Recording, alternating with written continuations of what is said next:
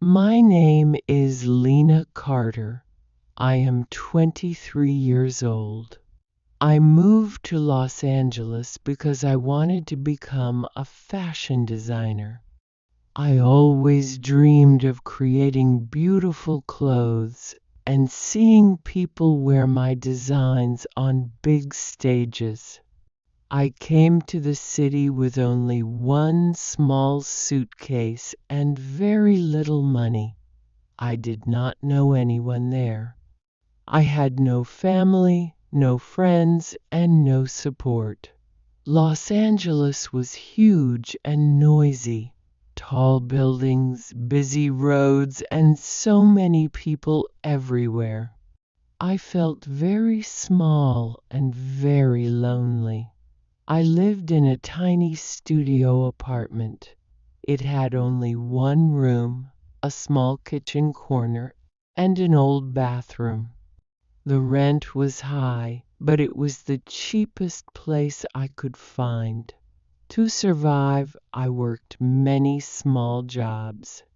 Sometimes I worked in a cafe, sometimes in a clothing store, and sometimes I cleaned offices at night. I worked very hard just to pay rent and buy food. Life was difficult, and many nights I cried quietly so no one could hear me. Every week, I went to fashion interviews and design auditions. I showed my sketches and designs. I always tried my best. I believed in my dream, but every time the answer was the same. Sorry, you are too young. You need more experience. Come back later. After hearing no so many times, I started to lose hope. I felt tired and broken. I wondered if my dream would ever come true. Sometimes I thought about going back home and giving up everything. One afternoon, my agent called me. His name was Mr. Lewis. Usually, when he called, he brought bad news, so I felt nervous. But this time, his voice sounded different. He told me about a strange offer. He said a very rich older man was looking for a young woman for a private position. It was not a job in fashion or design. I did not understand what kind of work it was. Mr. Lewis said the payment was very high enough to solve all my money problems. I felt scared and confused. What kind of private work was this? Was it safe? Was it right? But then I looked at my empty wallet. I thought about my unpaid bills and my small apartment. I had no other choice. I needed money. So, with fear in my heart, I agreed. The next day, I went to a large, beautiful house. My hands were shaking when I rang the doorbell. A tall man opened the door and showed me inside. The house was full of expensive furniture, paintings, and decorations. Everything looked rich and cold. Then I met the owner of the house. His name was Richard Moore. He was 70 years old, tall, and wore a dark suit. He looked serious and powerful. Richard told me the truth. He was not looking for an employee. He was looking for a wife. I was shocked. I could not speak. He explained that he wanted a calm, polite, and beautiful wife who would not ask many questions. He said I only needed to attend events with him and live in his house. In return, he would give me $12,000 every month and a life of luxury. He gave me one night to think about his offer. That night, I could not sleep. I thought about my dream, my hard life, and my struggles. The next morning, I called Richard and said yes. We got married quickly.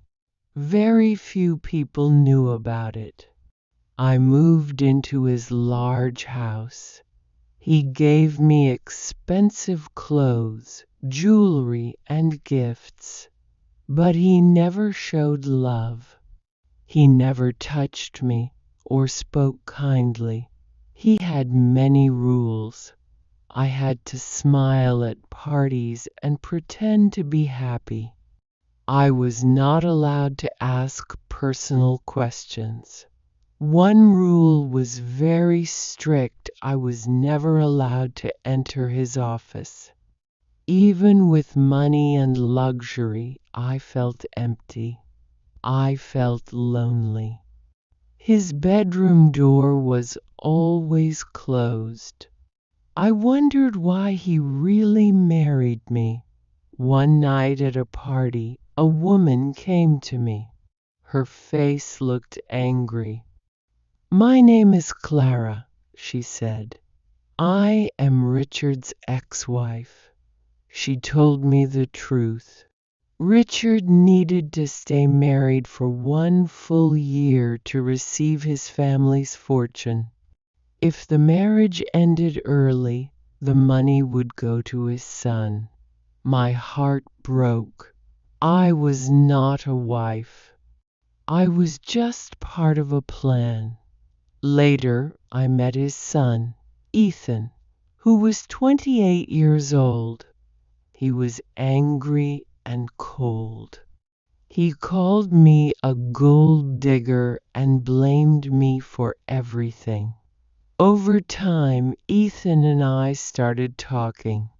Slowly, he warned me that his father was hiding something about my past. One night, I broke the rule and entered Richard's office. In a drawer, I found an old photograph. It showed a woman holding a baby. The baby was me. The man beside them was Richard. When I showed him the photo, he finally told the truth. The woman was my mother. She was also a designer. She died when I was very young. Richard promised her that he would take care of me. He married me to protect me, not for money. In the end, I had to choose money or truth, fear or love. I chose love.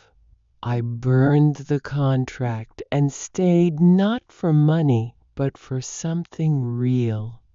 That choice changed my life forever.